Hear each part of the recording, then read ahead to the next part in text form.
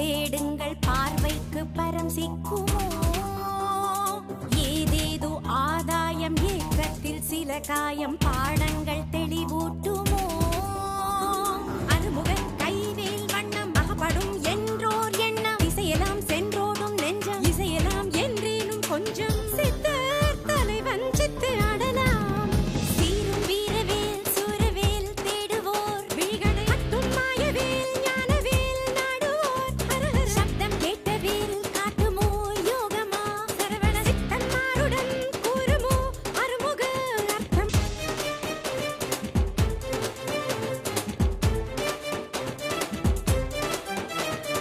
நூறாயுதம் கூடி மார்மீது பாய்ந்தாலும் வேலாயுதம் காக்குமே வேடாதி வேடன் தன் வேல் தேடும் ஊனக்கண் ஏகாந்தத்தில் நீந்துமே மனிதரின் ஆள் மாறாட்டம் மனமதில் ஏதோ நோக்கம் அனுதினம் பார் சூதாட்டம் கணிப்பதே மா போராட்டம் இறைவன் ரசிப்பான் இந்த நாடகம்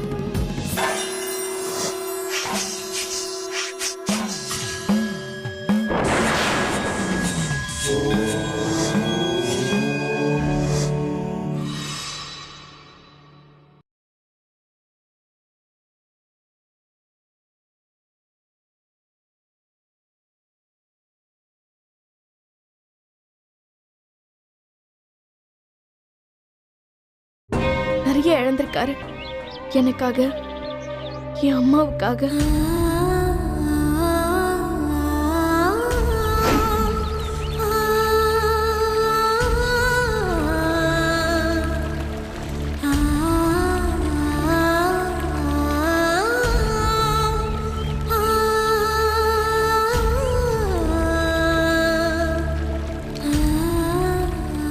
இந்தாங்கோ இதையும் போடுங்கோ.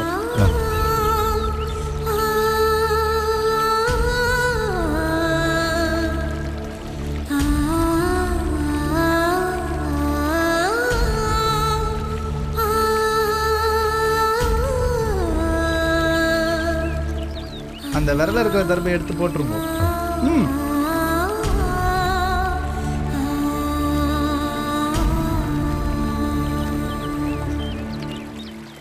ஆத்துக்காரிய மனசை நினைச்சுண்டு நன்னா சேவிச்சுக்கோங்க. சரி சாமி. ஜலத்தை எடுத்து தலையில இட்டுக்கோங்க. அப்புறம் நான் உத்தரவு வாங்கிக்கிறேன். சாயங்காலமா ஆத்துல வந்து பாக்குறேன்.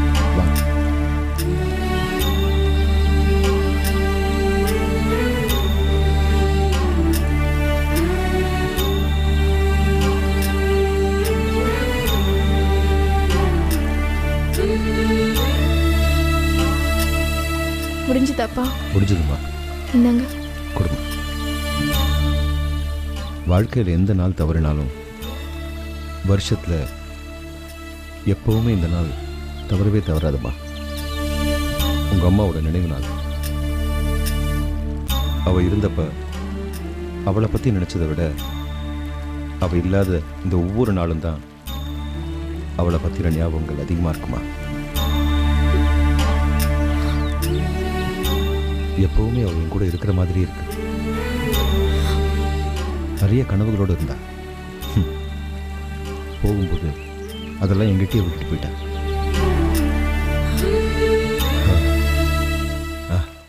இப்போ அதை தான் செஞ்சிட்டு இருக்கேன். ஆனா அவள் விருப்பப்பட்டு நான் செய்யாம விட்ட கடமையும் இருக்கு. அதை செய்ய தெரியாம விடலாமா? அதை செஞ்சா உன்னை இழந்துருவாங்கிற பயம் விட்டுட்டேன்.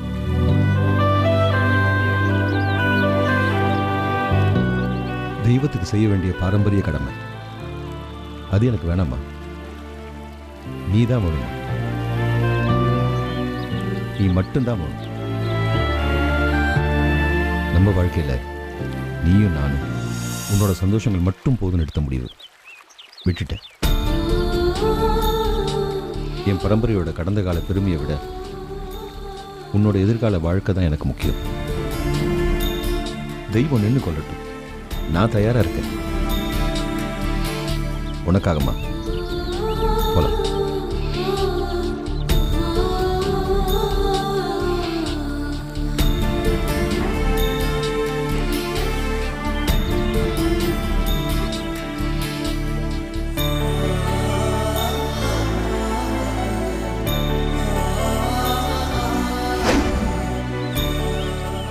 நினைச்சிருந்தா அவருக்காக வாழ்ந்திருக்கலாம், அவருக்கு பிடிச்ச மாதிரி இருந்திருக்கலாம்.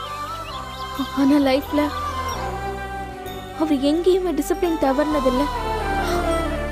அவரோட செல்வாக்க யாருக்கிட்டையும் மிஸ்யூஸ் பண்ணதில்லை, சுயநலமா இருந்ததில்லை.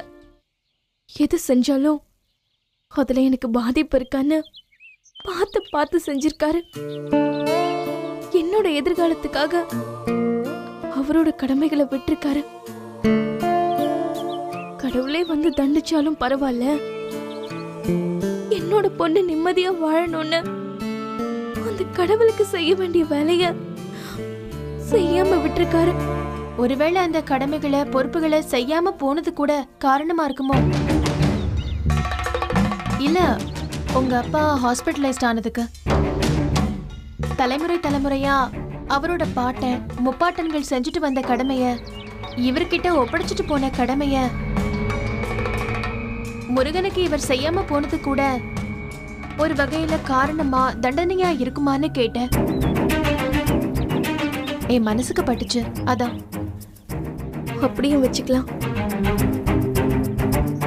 கடவுள் அவருக்கு கொடுத்த தண்டனையாவும் இருக்கலாம். அதனாலதான் நான் அந்த பொறுப்பை இப்ப எடுத்திருக்கேன். அவர் செய்யாம விட்டத நான் செஞ்சு காட்ட விரும்புறேன். அந்த முயற்சியில எங்க அப்பாவும் உயிர் பொழைக்கணும். தண்டனை கொடுத்த கடவுள் மன்னிப்பையும் கொடுப்பாருன்னு நம்புறேன் ஜனனி. கண்டிப்பா கிடைக்கும். உங்க அப்பா பழைய மாதிரி மறுபடியும் எந்திரிச்சு நடப்பாரு. கவலைப்படாதீங்க, முயற்சியிலிருந்து பின்வாங்காதீங்க. உங்க கூட யார் இருக்காங்களோ இல்லையோ, நான் இருப்பேன்.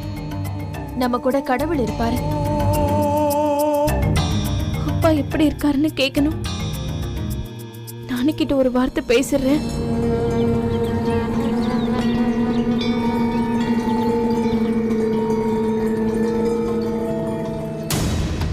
நானே கூப்பிட்டிருக்காங்க ஜனனி. 4 மிஸ்டு கால் இருக்கு.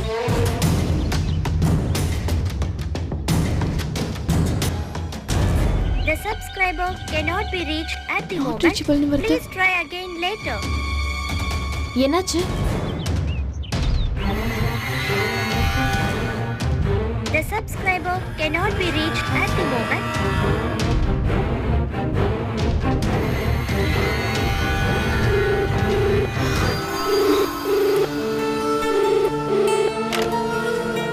ஹலோ ஹலோ நானி, எப்படி இருக்கீங்க? நான் கார்த்திகா பேசுறேன். நல்லா இருக்கேம்மா. சொல்லுமா, இப்ப நீ எங்கம்மா இருக்க? நான் இங்க தொண்டை மானார்ல இருந்து பேசுறேன். அப்பா எப்படி இருக்காரு? அங்க எதுவும் பிரச்சனை இல்லையே? இல்லம்மா, நல்லா தான் இருக்காரு. ட்ரிப்பு போய்கிட்டு இருக்கு.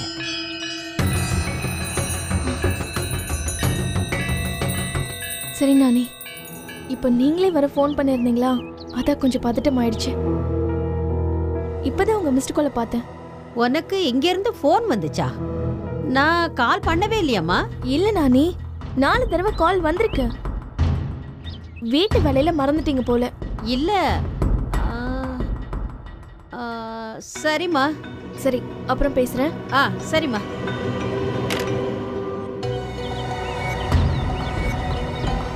நாலு தடவை இங்கேருந்து ஃபோன் போயிருக்குன்னா எப்படி? இங்க நான் மட்டும்தானே இருக்கிறேன்.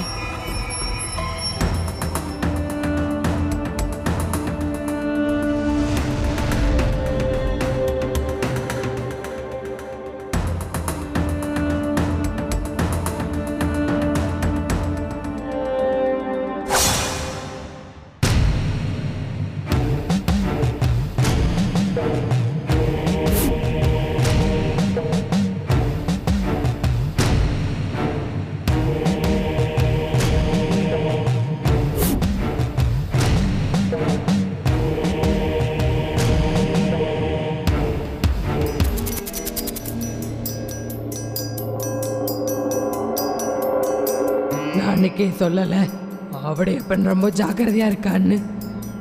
அந்த சுவடிகளை மறைச்சு வைக்கிறதுக்கு எப்படி ஒரு பெட்டியை தயார் பண்ணி வச்சிருக்கான் பாத்தியா? ஆனா திருடி போன சுவடிகளை பத்தி அவர் கவலைப்படவும் இல்ல, அதை தேடவும் இல்ல. அவங்கிட்ட காணாம போனது இப்போ நம்ம கிட்டதான் இருக்கு. அதனால ஒரு பிரயோஜனமும் இல்லை. அதை பத்தி அந்த ஆவுடையப்பனும் கவலைப்படவே இல்லை. இப்போ நமக்கு தேவை அவங்கிட்ட இருக்கிற அந்த உண்மையான சுவடிகள். அதை கொண்டு வர வேண்டிய பொறுப்பு உனக்கு. நிச்சயமா கொண்டு வருவேன். ஆனா சுவடியில வேல் எங்க இருக்குன்ற ரகசியம் இருக்கிற மாதிரி எனக்கு தெரியல. ஆனா அந்த வேல் எப்படி உருவாச்சு, அதுல இருக்கிற பாஷாணங்கள் என்னன்னு இத பத்தி மட்டும்தான் இருக்கு. உனக்கு எப்படி தெரியும்? ஆவுடையப்பன் தான் சொன்னாரு. ஆவுடையப்பன் தானே சொன்னா, ஆண்டவன் ஒன்னும் சொல்லலையே.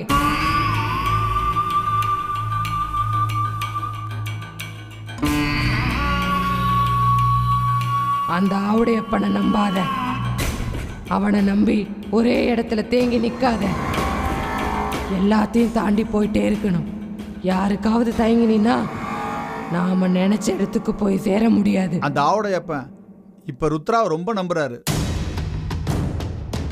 இவளுக்காக எதையும் செய்ய தயாரா இருக்காரு. இதுதான் இப்ப ருத்ராவுக்கு தடையாவும் இருக்கு, தயக்கமாவும் இருக்கு. அவருடைய நம்பிக்கையை இழக்கிற மாதிரி ஏதாவது ருத்ரா செஞ்சு அது அவருக்கு தெரிஞ்சா எதையும் சாதகமா மாத்திக்கணும் வைரவா. நீயும் பொண்ணு மாதிரி உணர்ச்சிகளுக்கு இடம் கொடுக்காத. அறிவுக்கு வேலை கொடு. அந்த ஆவுடையப்பன் இவளை நம்புறானா அது அவனுடைய பலவீனம். அதுதான் நமக்கு பலம். அதை பயன்படுத்தி நம்ம காரியத்தை முடிக்கணும். ருத்ரா, இப்போ நீ அதே வீட்டில் இருக்கிறதுனால எந்த பிரயோஜனமும் இல்லை. திருச்செந்தூருக்கு போய் வரணும். ஆவுடையப்பன் தயவும் வேணும். ரெண்டும் ஒன்றுக்கு தொடர்புடையதா ஒரு சம்பவம் நடக்கணும். அதை நான் தீர்மானிக்கிறேன். நீ நல்லா கேட்டுக்க.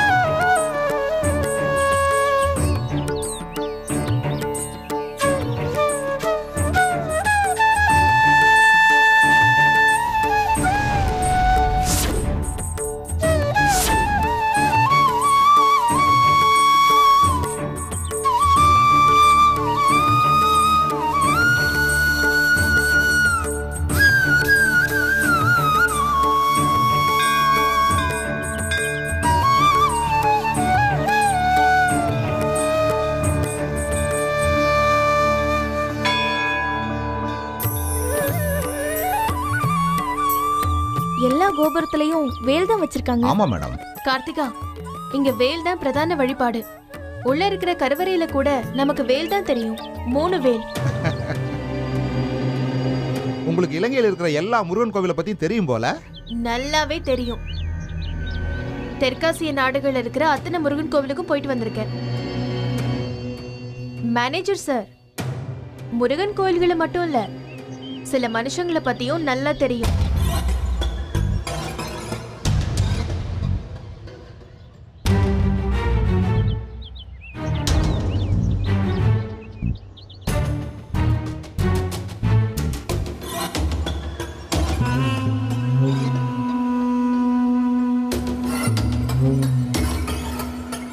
ஜனனி, இங்கேயும் அந்த சுவாமிகளை காணுமே. ஒருவேளை கோவிலுக்குள்ள இருப்பாரோ? இருக்கலாம். வாங்க போய் பார்க்கலாம். நீங்களும் வாங்க சந்திரன். இல்ல, நான் இங்க இருக்கேன். ஒருவேளை நீங்க உள்ள போயிருக்கும் போது அந்த சாமியார் இங்க வந்துட்டா அதான். நீங்க போயிட்டு வந்துருங்க. அதை நாங்க பாத்துக்கிறோம். நீங்க வாங்க கார்த்திகா. பூஜை முடிய போகுது. நம்ம சாமி கும்பிட்டுட்டு வந்துடலாம்.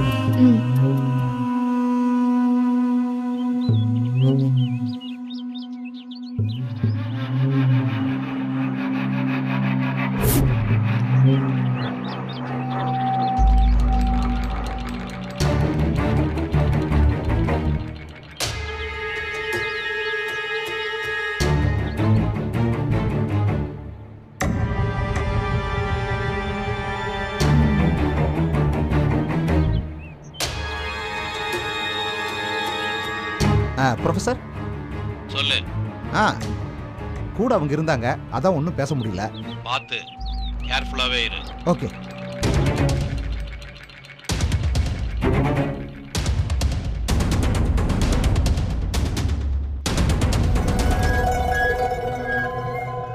சந்திரன், ஏதாவது கண்டுபிடிச்சாங்களா?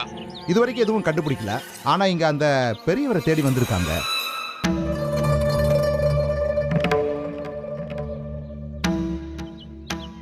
யார் சார்? தம்பி புள்ள. தம்பி புள்ளையா?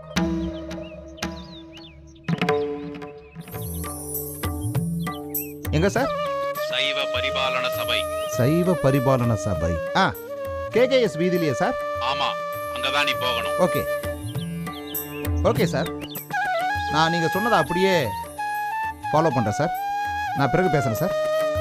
நீங்க யோக சுவாமிகளை தேடி கொழும்புல இருந்து வந்திருக்கீங்களா? ஆமா. நீங்க மட்டும்தான் வந்தீங்களா? இல்ல, என் கூட அவங்களும் என் கூட தான் வந்தாங்க.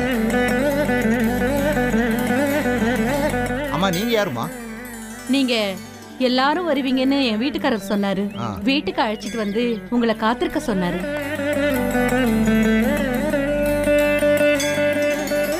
நான் உங்களுக்காக தான் காத்திருந்தேன். யோக சுவாமிகள் வந்து எங்களுக்கு உத்தரவு கொடுத்தாரு. நீங்க வந்த உடனே உங்களை கூட்டிட்டு வர சொன்னாரு. உங்களுக்கு தேவையான உதவிகளை செய்ய சொன்னாரு.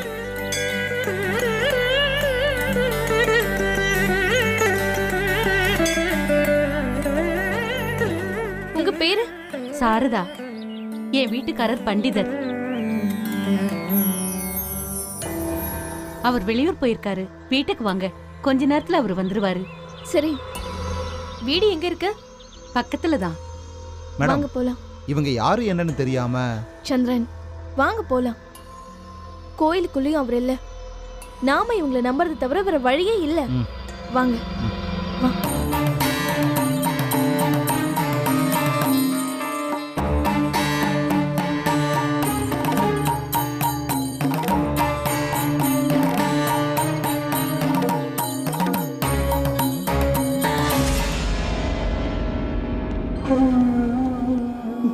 வாங்க.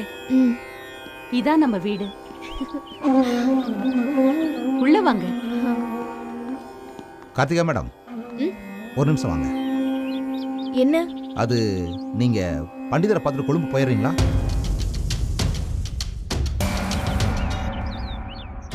நம்ம ஆபீஸ் வேலை விஷயமா ஒருத்தர் இங்க பார்க்கணும். நான் போய் அவரை பார்த்துட்டு நேரா கொழும்பு வந்துடுறேன். அப்படியா? சரி, நீங்க கிளம்புங்க. அப்பா இப்படி ஒரு கண்டிஷன்ல இருக்கிறப்ப நீங்க தான் ஆபீஸ் வேலையெல்லாம் கவனிச்சாகணும். கிளம்புங்க. நாளைக்கு கொழும்புல மீட் பண்ணலாம். இங்க யாரு ஆபீஸ் விஷயமா? ப்ரொஃபசர்னு யாரையாவது மீட் பண்ண போறீங்களா? ப்ரொஃபஸரா? அந்த பேர்ல தானே அடிக்கடி உங்களுக்கு ஃபோன் வந்துட்டு இருக்கு, அதான் கேட்டேன். ஆமாமா, கரெக்ட் கரெக்ட், அவர்தான்.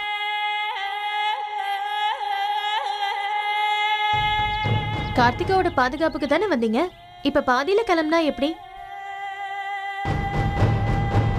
அவ்வளோ அர்ஜென்ட்டான ஒர்க்கா? ஆமாங்க, அர்ஜென்ட் தான். அதுதான் கிளம்புறேன். மேடம் பாதுகாப்புக்கு தான் நீங்க இருக்கீங்களே, உங்களுக்கு தான் எல்லாம் தெரியுமே. அதுவும் இல்லாம பண்டிதர் வேற இருக்காரு. அந்த தைரியத்துல தான் நான் கிளம்புறேன். மேடம், உங்களுக்கு ஏதாவது ப்ராப்ளம்னா கால் பண்ணுங்க, உடனே நான் வந்துடுறேன். எனக்கு எந்த பிரச்சனையும் வராது, நீங்க கிளம்புங்க. மேடம், அப்புறம் உங்ககிட்ட ஒரு விஷயம் தனியா பேசணும். தாராளமா பேசுங்க. கார்த்திகா, நான் உள்ள வெயிட் பண்றேன்.